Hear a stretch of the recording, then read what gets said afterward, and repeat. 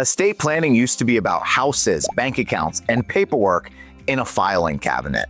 Today, a growing part of family wealth lives somewhere else entirely, in online accounts, digital investments, intellectual property, and even entire businesses that exist mostly in the cloud. If those assets aren't planned for properly, families can lose access, value, or clarity. Today, we're remixing estate planning for the digital age and breaking down how digital assets fit into your family's future wealth. Some of the most valuable assets families own today aren't tangible. They live in the digital world, but without proper planning, they can vanish without a trace. After all, wealth that's out of reach isn't really wealth at all. Digital assets are no longer niche. They're actually more mainstream than you would think.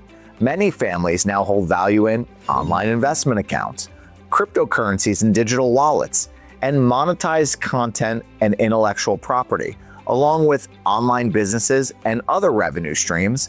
And we haven't even discussed subscription-based platforms. Unlike traditional assets, digital wealth often comes with access barriers like passwords or two-factor authentication, and unfortunately, platform-specific rules. So without planning, even well-intentioned heirs can be locked out permanently. So estate planning needs to evolve alongside how wealth is actually stored. Digital assets go far beyond social media accounts. According to Investopedia, digital assets include any online-based account, file, or digital right that holds financial or even just personal value to you. Common examples include online banking and brokerage accounts, cryptocurrency and NFTs, digital intellectual property, domain names and websites, cloud stored documents and your personal photos, and even monetized creator platforms. If it exists behind a login and has value, it likely belongs in your estate plan. So planning for digital assets requires both legal and practical coordination.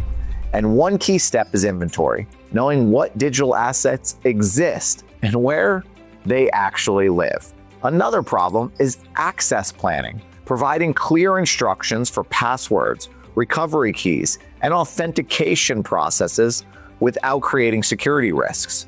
Because some families use digital directives, that way they're protected. Think of it as legal instructions that authorize fiduciaries to access and manage these online assets. Others coordinate ownership structures, placing digital businesses or intellectual property inside trusts or even entities. And according to Forbes, families who include digital assets in estate plans reduce confusion, delays, and lost value during transitions. The goal isn't complexity, it's actually just a little bit of continuity. And unlike physical belongings, your digital assets don't pass on automatically without clear instructions. Your family could be locked out of these accounts or lose out on significant value. So setting up a digital plan now saves them from unnecessary stress and a little bit of confusion later.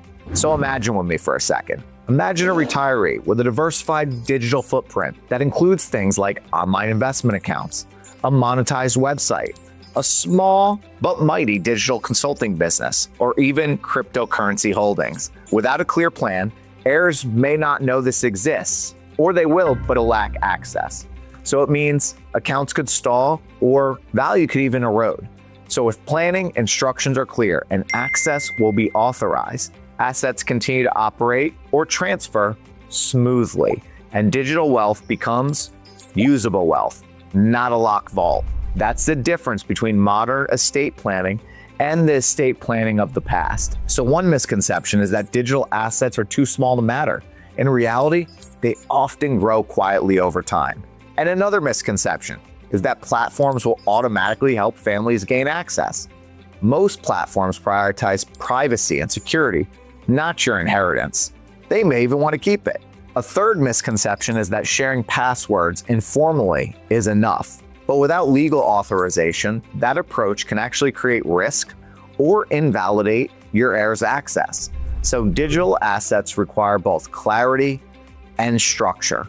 So don't make the mistake of thinking your loved ones can just figure it out. Your digital life is something that needs to be taken seriously, and online access doesn't work like that. With a clear plan, you can ensure digital assets become secure and a lasting part of your legacy, because modern estate planning starts with awareness. So be sure to ask yourself just a couple questions. What digital assets do you actually own? Who needs access and when? How are passwords and recovery keys stored securely? And do your legal documents authorize access to other people digitally? From there, coordination matters.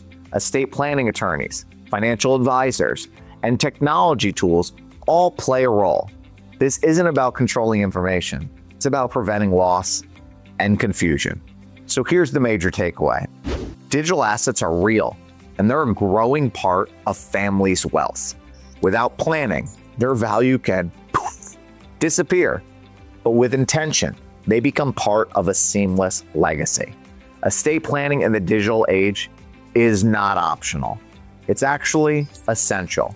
Your family's future wealth deserves clarity, even when the wealth lives online. If this helped you rethink what estate planning looks like today, subscribe for more clear, real-world retirement education.